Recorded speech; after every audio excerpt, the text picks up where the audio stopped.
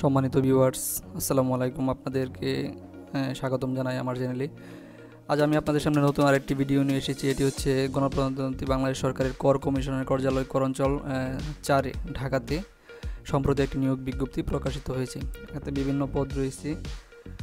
বিস্তারিত থাকছে আজকের ভিডিওতে। আশা করি পুরো ভিডিও জুড়ে সাথেই থাকবেন। তো চলুন শুরু করা যাক।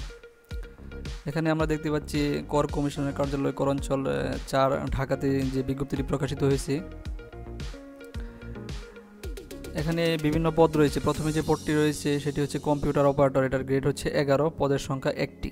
শিক্ষাগত যোগ্যতা হচ্ছে যে কোনো স্বীকৃত বিশ্ববিদ্যালয় হতে বিজ্ঞান বিভাগে স্নাতক সম্মান অর্থাৎ অনার্স পাস হতে হবে বিজ্ঞান বিভাগে, এবং কম্পিউটারে মুদ্রা করে প্রতি মিনিটে বাংলা 25 এবং ইংরেজি 30 শব্দের গতি থাকতে হবে। 2 নম্বরে যে পদটি রয়েছে ষাটলিপিকার কাম কম্পিউটার অপারেটর, গ্রেড 13, বেতন স্কেল 11,000 থেকে 26,590 টাকা, শূন্য পদের সংখ্যা 2টি। যোগ্যতা হচ্ছে স্বীকৃত বিশ্ববিদ্যালয় হতে দ্বিতীয় শ্রেণী বা সমমানের সিজিপিতে স্নাতক অর্থাৎ ডিগ্রি পাস বা অনার্স পাস করলে আপনারা আবেদন করতে পারবেন। কম্পিউটার ব্যবহারের দক্ষতা এবং ষাটলিপি লিখনে প্রতি মিনিটে বাংলা 50, ইংরেজিতে 80 এবং কম্পিউটার টাইপিংয়ের গতি প্রতি মিনিটে বাংলা 25, ইংরেজি 30 শব্দ থাকতে হবে। তারপরে যে পদটি রয়েছে উচ্চমান সহকারী, এটা হচ্ছে পদের সংখ্যা 11 জন লোক নিবে। এটা হচ্ছে স্নাতক ডিগ্রি বা অনার্স, কম্পিউটার বেসিক ট্রেনিং কোর্সে উত্তীর্ণ হতে হবে। 4 নম্বরে যে পদটি রয়েছে 60 মুদ্রাক্ষরিক কাম কম্পিউটার অপারেটর, 8টি। এটা যোগ্যতা হচ্ছে যে কোনো বিশ্ববিদ্যালয়তে স্নাতক অর্থাৎ ডিগ্রি অথবা অনার্স, কম্পিউটার ব্যবহার দক্ষতা থাকতে হবে।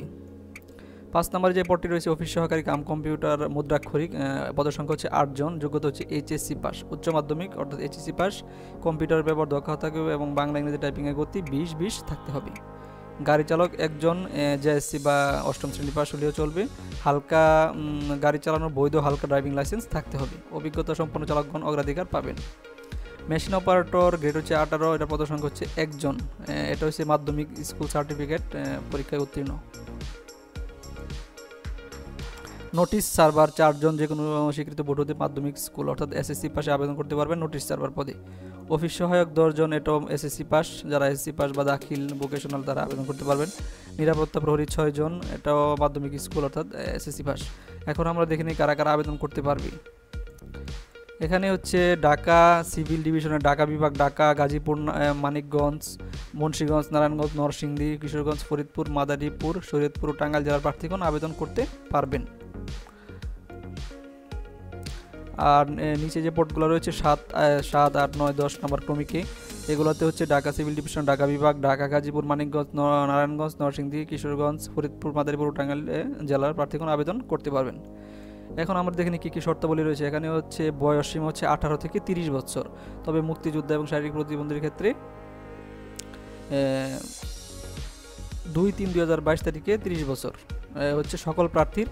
আর মুক্তিযোদ্ধা এবং শারীরিক প্রতিবন্ধী যারা তাদের হচ্ছে 32 বছর, বয়সটা গণনা করতে হবে আমাদের 2-3-2022 তারিখে। এখানে দেওয়া আছে কী কী কাগজপত্র লাগবে। এটা হচ্ছে আপনারা যখন আবেদন করবেন, তারপর রিটেন পরীক্ষায় উত্তীর্ণ হতে পারে, মৌখিক পরীক্ষার সময় এগুলা প্রয়োজন পড়বে। তো আমরা দেখে নিই কীভাবে আবেদন করতে হবে। আবেদন করার জন্য আমাদেরকে এখানে যে একটা লিঙ্ক দেওয়া আছে tax4.teletalk.com.bd ওয়েবসাইটে আবেদনপত্র পূরণ করতে হবে। tax4.teletalk.com.bd।